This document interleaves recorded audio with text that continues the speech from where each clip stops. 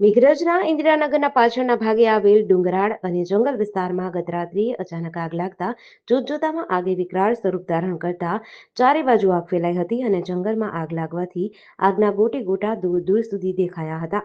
ઇન્દિરાનગરમાં વસવાટ કરતા લોકોમાં ભયનો માહોલ હતો અને મોડી રાત્રે આગના ગોટે ગોટા દૂર સુધી દેખાતા હતા. આગની મોટી ઘટના બની હોવાથી ઘટનાની જાણ વન વિભાગને થતા વન વિભાગના કર્મીઓ અને રોજમદારો વહેલી સવારે ડુંગર વિસ્તારમાં પહોંચી ગયા અને આગને બુઝાવવાની કામગીરી હાથ ધરી હતી. પરંતુ આગ મોટા પ્રમાણમાં ફેલાયેલ હોવાથી સાંજ સુધી પણ આગ કાબૂમાં આવી ન હતી. ત્યારે વન વિભાગ દ્વારા આગને કાબૂમાં લેવાના પ્રયાસો કરાઈ રહ્યા છે.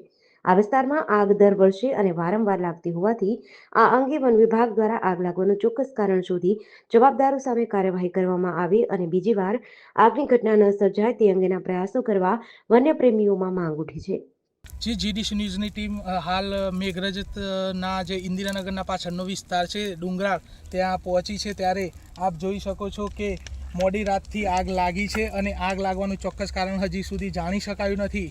પરંતુ આ આગ દર વર્ષે લાગતી હોવાથી આ અંગે કોઈક ઊંડું રહસ્ય છુપાયેલું હોય તેવું લાગી રહ્યું છે. ત્યારે આ અંગે વન વિભાગ અને ફોરેસ્ટના કર્મચારીઓ દ્વારા આ આગ લાગવાનું ચોક્કસ કારણ આગામી સમયમાં પણ આગ ન લાગે તે માટેની મુહિમ ચલાવવામાં આવે, તે માટેનું પેટ્રોલિંગ હાથ ધરવામાં આવે અને અજાણ્યા વિસ્તારમાં આ રીતના લોકો આગ ન લગાડે અને વનને નુકસાન ન કરે તે અંગે ચોક્કસ દિશામાં કાર્યવાહી કરવામાં આવે તેવી પ્રજામાં ચોક્કસ માંગ ઉઠી છે. Ashish Valand, GDC news, Aravalli.